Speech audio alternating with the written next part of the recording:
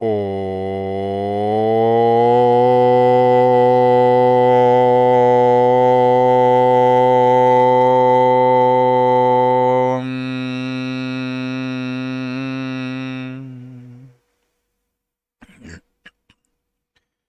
Shri Ganeshaya Namaha, Shri Saraswatyai Namaha, Shri Gurubhyo Namaha, Shruti Smriti Purananam Alayam Karunalayam Namami Bhagavat Pada Shankaram Loka Shankaram Shankaram Shankaracharyam Keshavam Badarayanam Sutra Bhashkritau Vande Bhagavantau Punah Punaha Ishvaro Gururatmeti Murti Bheda Vibhagine व्योमवद्व्याप्तदेहाय दक्षिणामूर्तये नमः।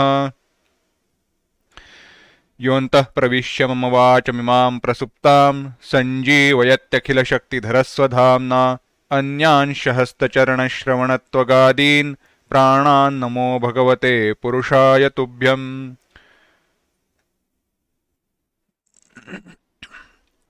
सुखं नित्यं स्वप्रकाशं व्यापकं नामरूपयोः अधिष्ठानं बुद्ध्यबोध्यं बुद्धेर्दृग्यत्तु निर्मलम् अपारं सर्ववेदान्त वेद्यं प्रत्यक्परं महः तदेवाहं न मत्तोऽन्यत इति मे निश्चिता मतिः। We were analyzing 7 states of Chidabhasa. The question was raised, who knows that I am Brahman? Is it Kutastha or Chidabhasa? And in both answers, there is some irregularity or fallacy, for which the answer was given, no, Chidabhasa alone knows Brahman. And that which you think that Chidabhasa cannot know Brahman, or even if Chidabhasa knows, there will be fallacy or it will be against the doctrines that we already have established. It's not the case. Why is it not the case? Because Chidabhasa has 7 states, for which what are those 7 states was explained, in which we saw what are the 7 states. First and foremost it is ignorance, then veiling, ajnana, avarana. I will tell them first in Sanskrit and then in English. Ajnana, avarana, vikshepa, paroksha jnana, aparoksha jnana, then shoka nivrutti and paramananda prapti.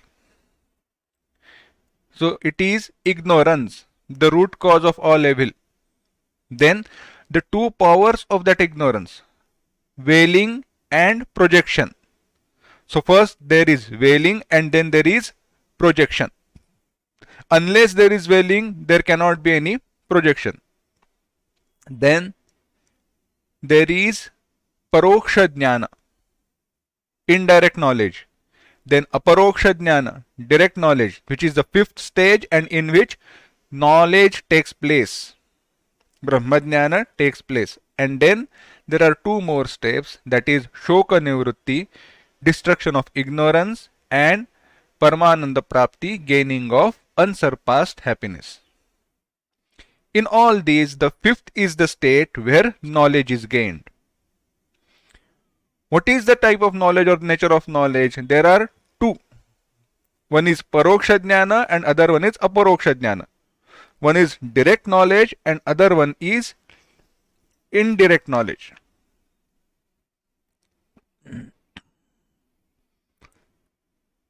What is the difference? How should we understand the difference between them? What is indirect knowledge? What is direct knowledge? For which there is an example.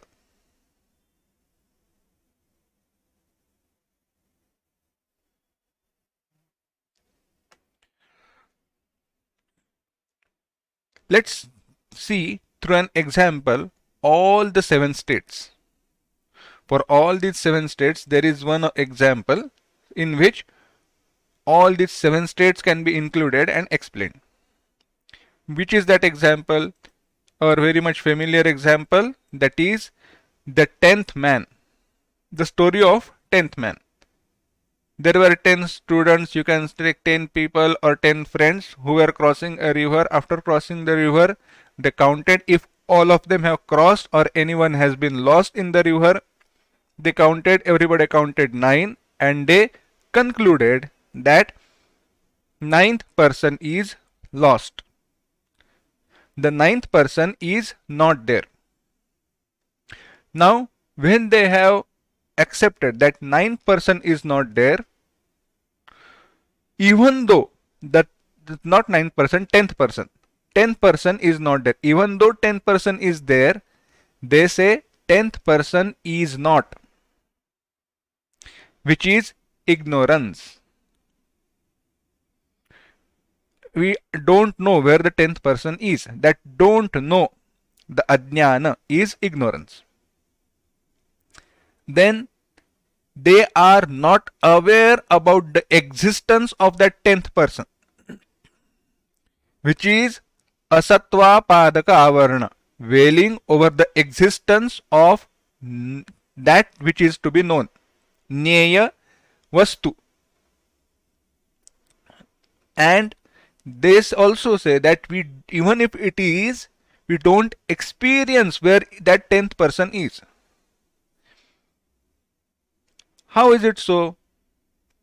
What has happened? What happened? That another person, a wise man, came and he said, 10th person is. There is a step in between where they are all crying. So that is the projection, the effect of all that ignorance. That crying is vikshepa, experiencing sorrow, etc. When the wise man said that the 10th person is, now 10th person is, this statement is not indicating who the 10th person is or where the 10th person is. It is just explaining and indicating towards the existence, and this statement destroys the asatva padaka avarana, veiling over the existence of an entity that is to be known, or the thing which is to be known. So 10th person is, dashamaha asti.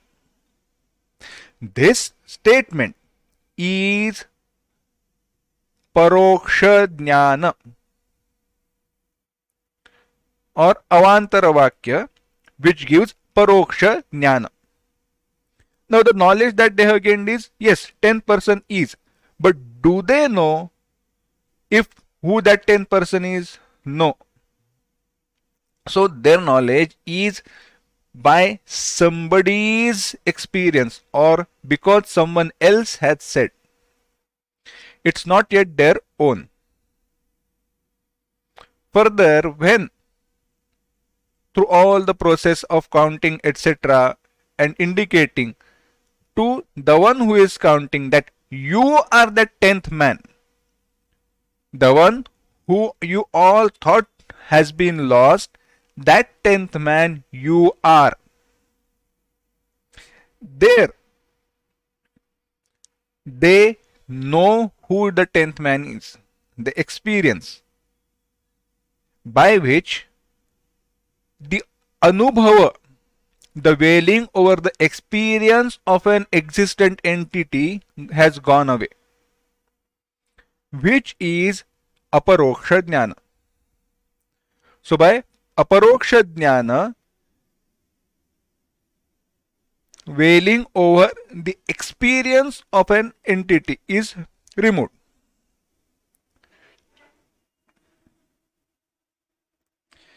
Same is the case with Brahman. Brahman is that which is a pure existent knowledge, happiness principle. Okay. So Brahman is, and it is of such and such nature, such and such characteristics. We know. But this statement does not reveal that Brahman I am. So this statement gives us paroksha jnana. And again, this is a niche inquiry. What do I mean by niche inquiry? From a particular standpoint, particular viewpoint, and in particular aspect. If you are to think what is paroksha jnana, what is aparoksha jnana, what causes paroksha jnana, what causes aparoksha jnana, there is again total different inquiry. There are few additional points, but those are not relevant here right now. Those are not relevant here right now. When further Mahavakya, Vichara, etc. is going to be taken, there it will be taken again. What is paroksha jnana? What is the nature of aparoksha jnana, etc. Because why is it so? Paroksha jnana also refers to, okay, this is paroksha jnana. For understanding, it is very much easier and clear in case of knowing Brahman. But also, the existence of Ishvara, the existence of Swarga, that also comes under paroksha jnana. But the thing is, all those are always paroksha. By statement, by when that all those are known, they are known as paroksha only. It never gets aparoksha. Why? Because they are always distant, far away. An entity which is immediate to me, and if we can add annexure to this statement, which is immediate to me or which is me myself, that alone can be experienced indirectly, not indirectly, directly, aparokshataya, by listening to a statement. Let me explain this again, because we are on this topic here on this point. An entity which is immediate to me or which is me myself, but I am not aware of that, will be known aparokshataya, directly, by vakya, a statement. Otherwise, that which is distant from me, that entity will be known as paroksha, indirect, by a statement. So Brahman is, when it is indicated as something which is distant, along with its characteristics, it was known as something which is paroksha. That's why the knowledge was paroksha jnana. 10th man is. It was never told that you are that 10th man, the immediate, that which is next to you, that which you are. That is that 10th man. That was never said. So, for listener, for that particular person, when it was said, okay, 10th man is, what is his immediate understanding? Yes, 10th man is, he is somewhere. At least he is safe. Okay, so we haven't lost him. Now the level of sorrow has come down, yet that 10th man has not been gained. We are not experiencing.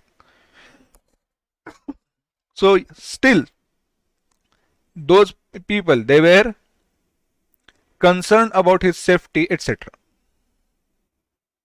So sorrow has not totally been removed. This is the nature of paroksha jnana.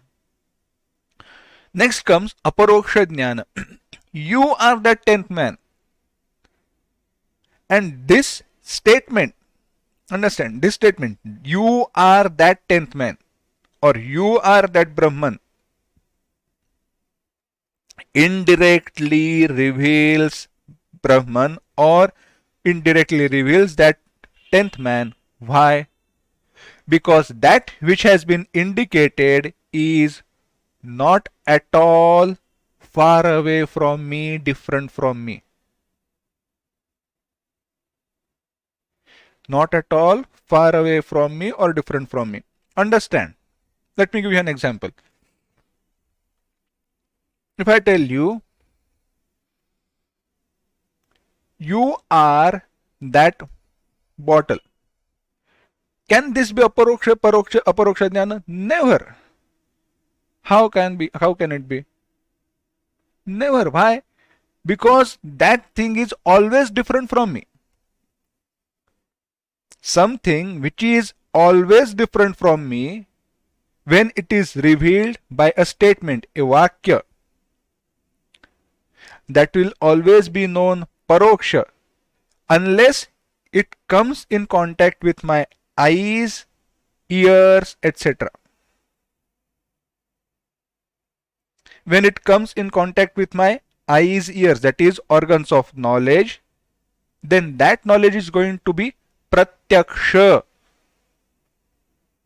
direct perception, not direct knowledge, aparoksha jnana.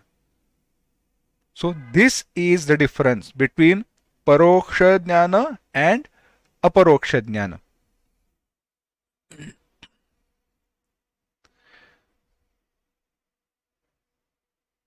So when all of them, they came to know that the 10th man is, further what happened? Simple. Sorrow was gone, happiness was gained.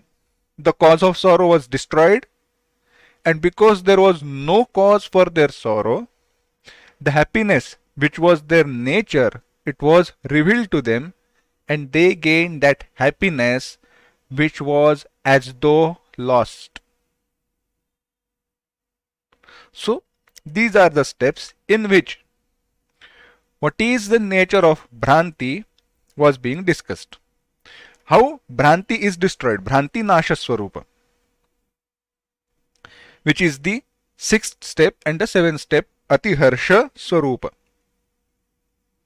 Bhranti Nasha Swarupam. Mayi Janana Maranadi Bhava Vikaraha Nasti, Mayi Sukha Dukkhadikam Leshatopi Nasti, Samsara Dharma Gandhopi Mayi Nasti, Kintu Aham जन्मादि विकार शून्य कूटस्थः एव अस्मि इत्येवम् आत्मनि सर्वानर्थानां निषेधः एव भ्रान्तिनाशस्वरूपम् इति अवधेयम्. So what is the nature of Bhrantinasha? Destruction of projection, destruction of superimposition. Simple. That which I thought I am, knowing that I am not, is the destruction. What did I think of myself to be? During the time of ignorance, I thought myself to be, I am a samsari jiva. So because I am just samsari jiva, I am born, I die. I undergo all 6 modifications. Janma, birth, I exist till I die. Then I grow, then I get modified. There are many modifications which are going through in my body, etc. And then in the end, I start decaying, I grow old, and then I die. All these are now not in me. Why? Because I am not samsari. Now, because I am not samsari, there is no sukha and dukkha, not even an iota of sukha and dukkha. There is not even little bit of punya and papa. Why? Because that to which punya papa belongs, that I am not. I am not that jiva, I am not chidabhasa, I am not samsari, but I am Brahman. I am that to which there is no birth, there are no modifications, that which is immutable, indispensable truth. I am that Kutastha Brahman. In this way, Atmani, in one's own self, Sarvanarthanam Nishedha, negation of all anartha, all the causes of sorrows. This negation is the nature of Bhranti Nasha. And this negation is not out of intellectual understanding. It's sahaja. It's just easy. He doesn't have to convince by repeatedly saying, no, no, I am not samsari, I am not samsari, so I should not be sorrowful, I am not samsari. It is just his not second, his nature. He doesn't even feel that he is samsari. So when it is expressed, it will be expressed in this way. How can there be birth and death in me? It's not possible at all. To say even birth and death is fallacious. So, अत्र च further कूटस्थे जन्म निषेधात् सर्वानर्थाः अपि निषिद्धाः एव भवन्ति. And because you have negated the first modification, that is birth, all other modifications, they are also removed, gone. They are not there. Janmantar bhavitvat itaranarthavratanam. Janmanantar bhavitvat. Because all those groups of modifications, anartha, all those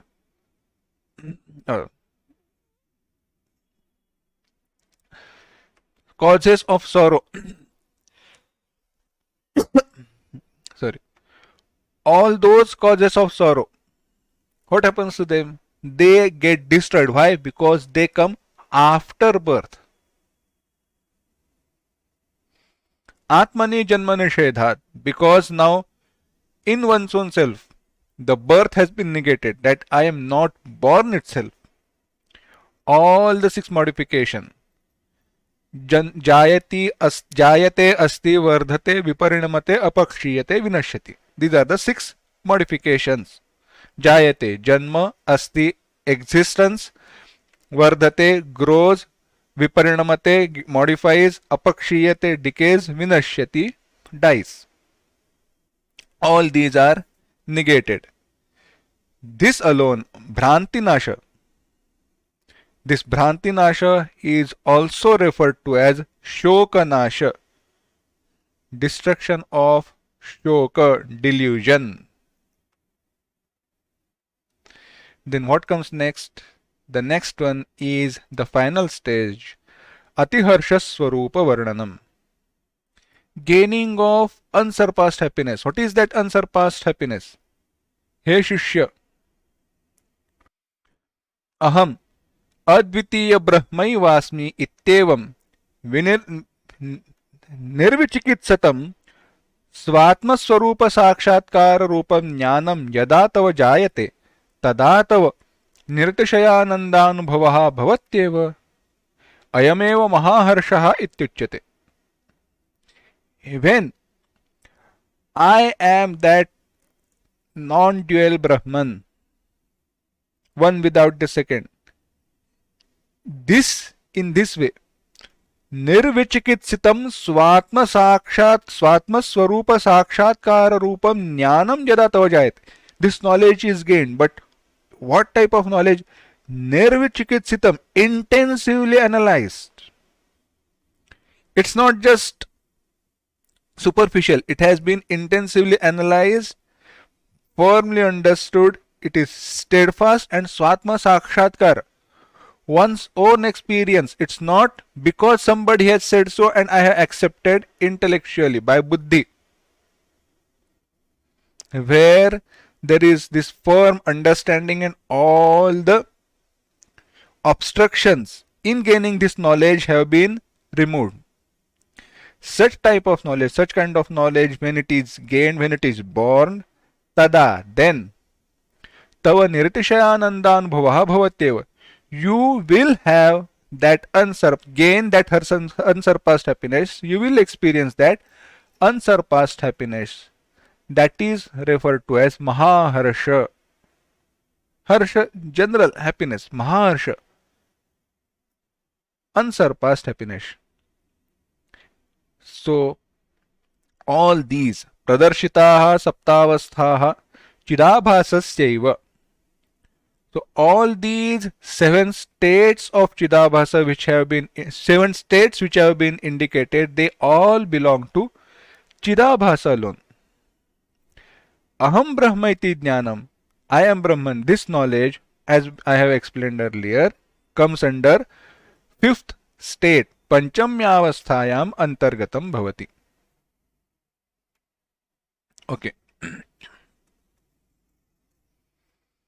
Now, let me come to the question that you had raised. अहम ब्रह्म इति आभासस्य जायमानं ज्ञानं मिथ्या स्यात् इति आक्षेपस्याशय उद्घाटनम्. गूढ़ाभिसन्धिः शिष्यः स्वाभिसन्धिम् उद्घाटयति. Shishya, he says, "O Guru, O teacher, you have explained to me everything, but you have not answered my question. When I asked the question that abhasa, chidabhasa, if it is said that it knows that it is Brahman, this is the fallacy which I was trying to point out and I was trying to indicate. What is it? O teacher, Kutastha Brahma Bhinnaha. Kutastha is not at all different from Brahman. So, from Kutastha standpoint to say it is Brahman is appropriate, is right. It's not erroneous. But Abhasaha Brahmanaha Bhinnaha iti cha pragupadishtam, and you have already explained that Chidabhasa is different from Brahman. A superimposed entity, an Abhasa, can never be that entity. How can reflection be that which is reflected? Can I say the reflection in the mirror is me? No. If there is okay, on this point again, of course this is going to come later, but it's a very beautiful point to think upon. There was once a man who was looking at the mirror and crying. The other man came. What happened? You know, I purchased this mirror yesterday, but this is a fat mirror. Now the person was confused. What do you mean this is a fat mirror? There is problem with this mirror. What do you mean? Because this is a fat mirror. I don't understand what you are trying to tell me, that this is a fat mirror.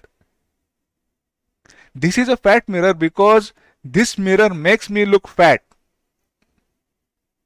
So the second person said, then I think there is the same problem lies with my eyes also. The same problem lies with my eyes also.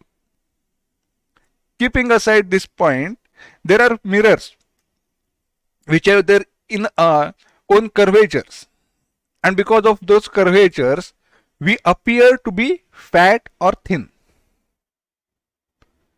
Now we appear to be fat or thin. Does that make us fat or thin?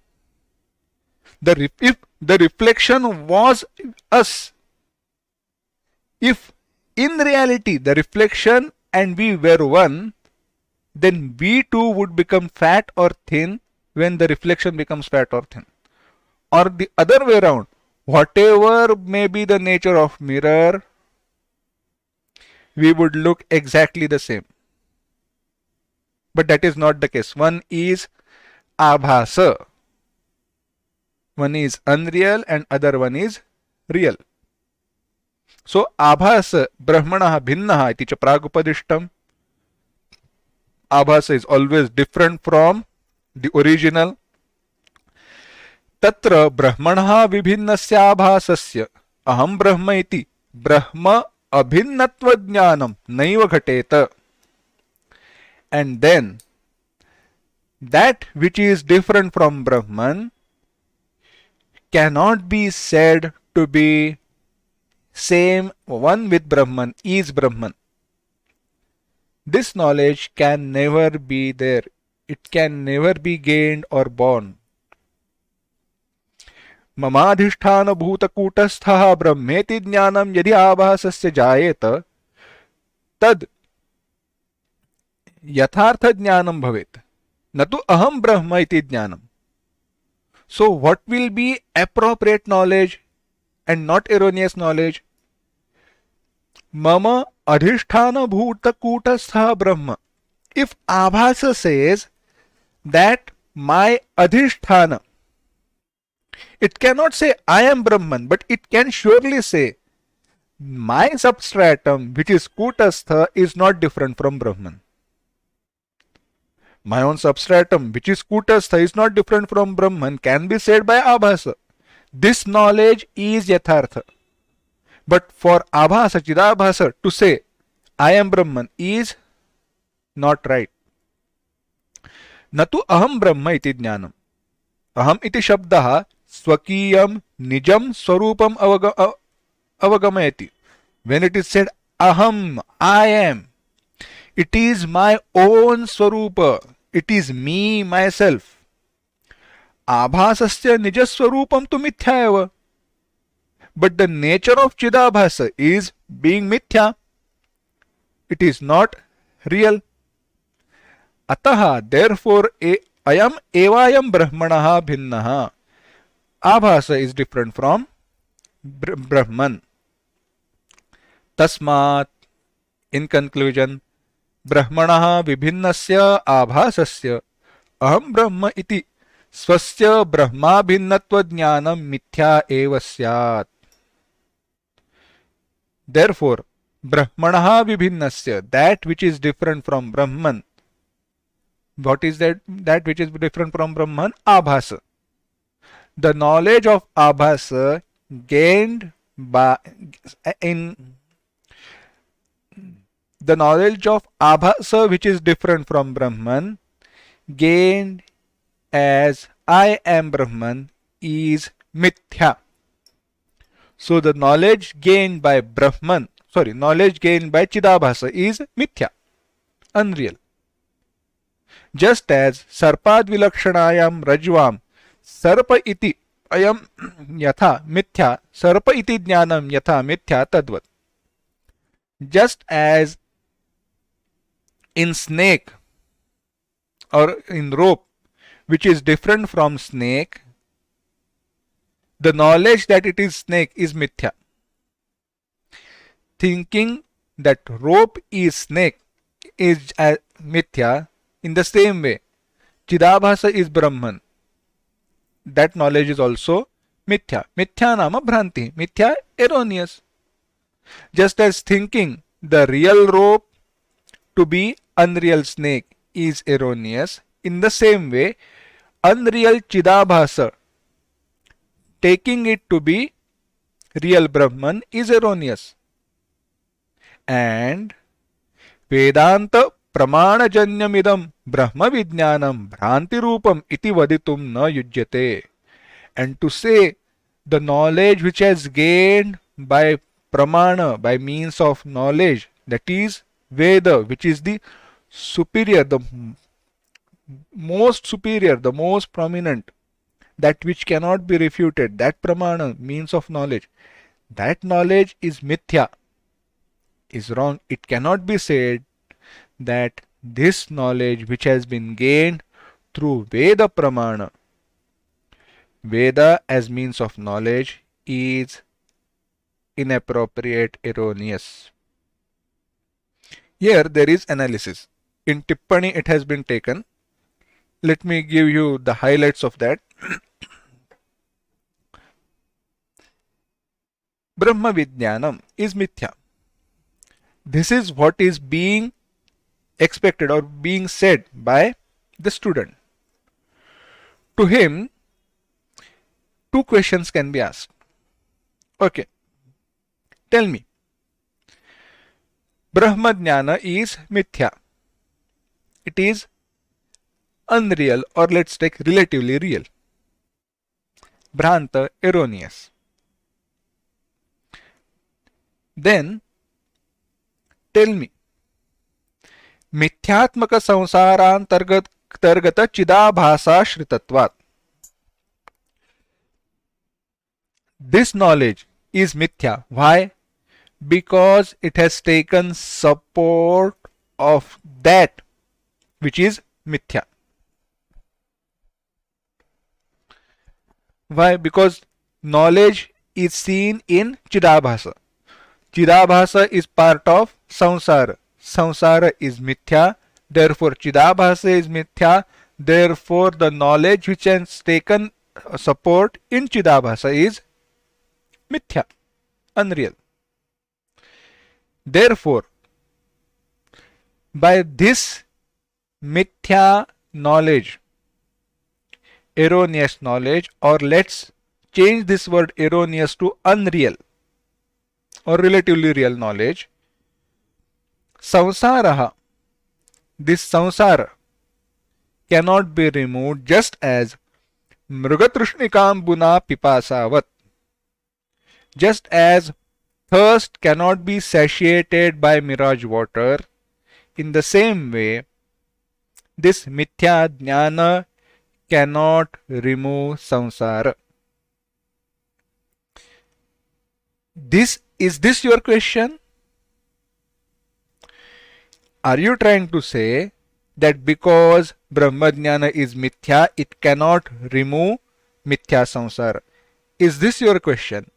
Or you are trying to say Brahmajnana is mithya, it is relatively real.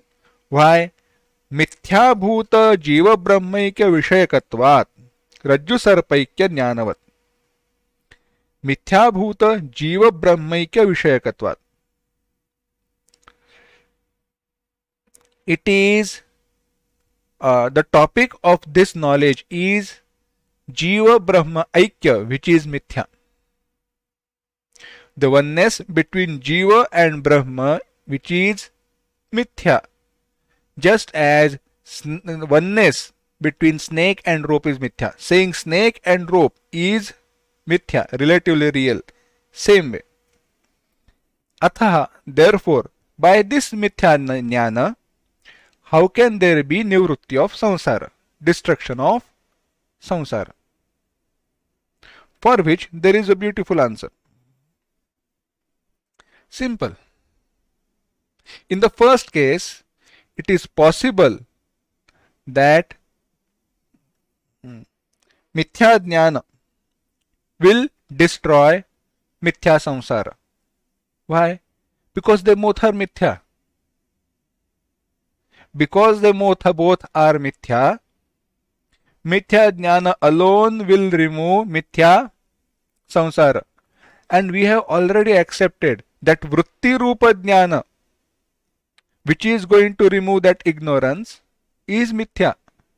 Because it is not going to stay behind, and we have already established anything and everything which is different from Brahman is mithya.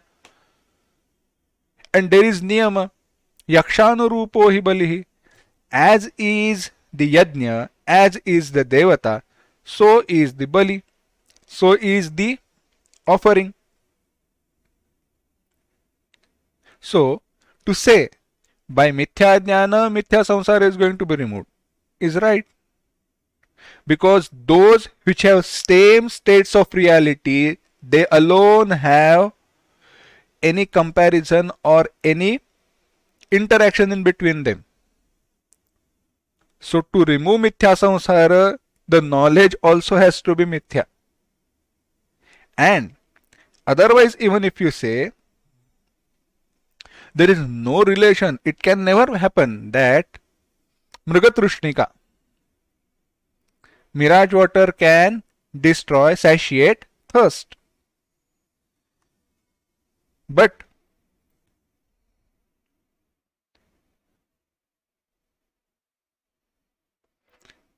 there is no samana satta, same state of reality between mrugatrushna, mirage water, and thirst.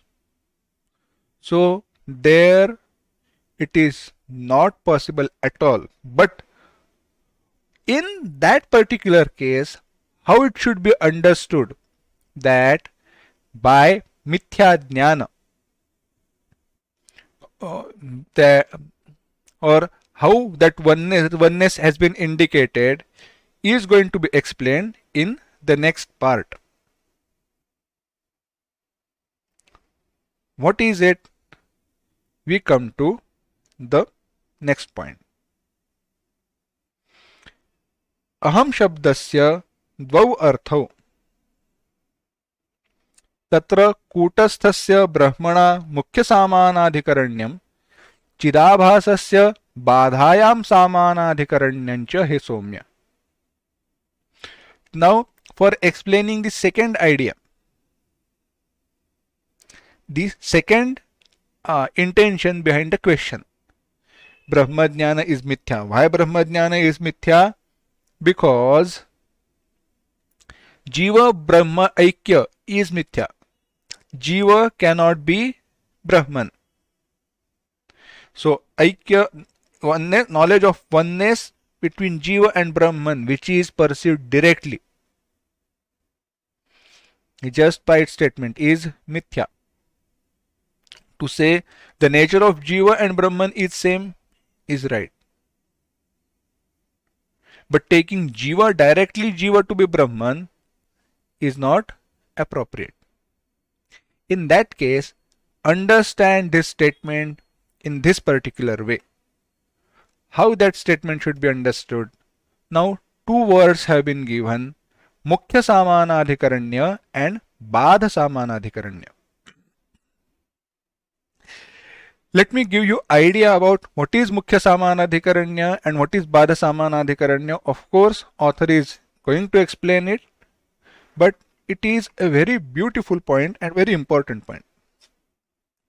When we say Samanadhikaranya, Samanadhikaranya also comes in different context when it comes to Mahavakya Vichara, and of course it refers to Mukhya Samanadhikaranya and Badha Samanadhikaranya also. What is Samanadhikaranya? Samana vibhaktyantayoho padayoho ekasmin arthe pravrittihi Samanadhikaranyam. What is it? Simple. This is in terms of Vyakarana, and from Vyakarana standpoint, it is also coming to Vedanta. Why? Because to understand statement we need Vyakarana grammar. If I tell you,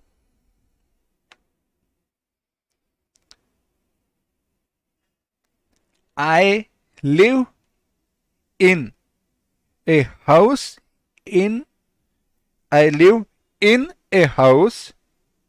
city. I am living in a house in a city. Now, in house and in city, they both are referring to location. Nagare gruhe vasami. So, Nagare is adhikarana, seventh case, saptami vibhakti. Locative case, indicating to a location. Gruhe is also locative case. But the thing is, even though those both are in same case, that is locative case, the meaning of those both is different. What is the meaning of Nagare? It is not referring to the location where I am living. It is just in city. Gruhe refers to in house. It's not the same. Therefore, even though the case Saptami Vibhakti is Samana, it is Vyadhikarana, they are not referring to same locus. They are not referring to same particular point. Within city is not as same as saying within a house. It is totally different. On the contrary, if I say blue lotus, when I say blue, Neelam Utpalam. Neelam is Prathama Vibhakti or Dvitiya Vibhakti. Utpalam is lotus, Again, Dvitiya Vibhakti. Aham Neelam Utpalam Pashyami. It is the karma, object of the sentence, objective case. So, Neelam is an adjective for Utpala, lotus. What does Neelam refers to? The color of that lotus. And Utpala refers to the lotus itself. So for both these words, the meaning indicated is same. Their vibhakti also is same. Therefore, they have samanadhikaranya. They said to have samanadhikaranya.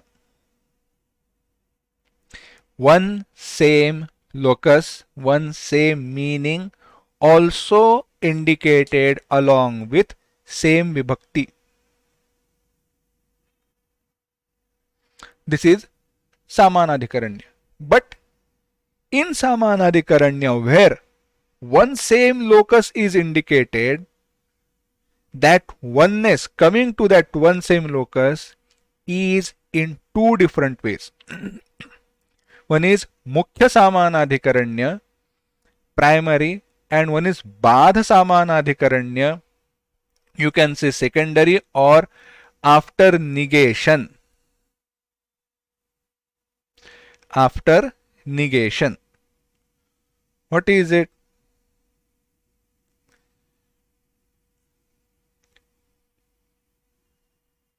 In mukhya samanadhikaranya, the two entities which are indicated to be same have same state of reality. The two entities, the two things where oneness is explained or told, if they both have same level of reality, then it is mukhya samanadhikaranya. And the two entities where oneness has been told but there is different states of reality, out of which once when implied meaning is taken or when something is removed, the oneness is achieved. So by badha, by negation of something, when that oneness is taken, it is called as badha samanadhikaranya. And in all these two, both the entities, they have samana vibhakti. Samana vibhakti, they have same relation. They need to be related. They need to have certain relation between them. Otherwise, samanadhikaranya is not possible. So, sun, lotus, there is no relation between them. So, even though the sun is in same relative reality as that of lotus, same vyavaharika satta as that of lotus, there is no mukhya samanadhikaranya. Only when oneness is indicated through samana vibhakti. So when we say samana vibhakti, it also refers to statement, vakya, having same relation. The further analysis of this and intensive analysis that we will see next time, and it is a very beautiful and important point to know what is mukhya samanadhikaranya and what is badha samanadhikaranya. You will not be able to unmute Narayanji. Wait. What is mukhya samanadhikaranya and what is badha samanadhikaranya? Why? Because there are certain statements, mahavakya, where you need to use badha samanadhikaranya, and at certain places you need to use mukhya samanadhikaranya. What is it? That we will see next time. Om asatoma sadgamaya tamasoma jyotirgamaya mrityorma amritangamaya samastaloka sukhino bhavantu samastaloka sukhino bhavantu समस्तलोका सुखिनो भवन्तु। ॐ शान्ति शान्ति शान्तिः। हरिः ॐ। श्रीगुरुभ्यो नमः। हरिः ॐ।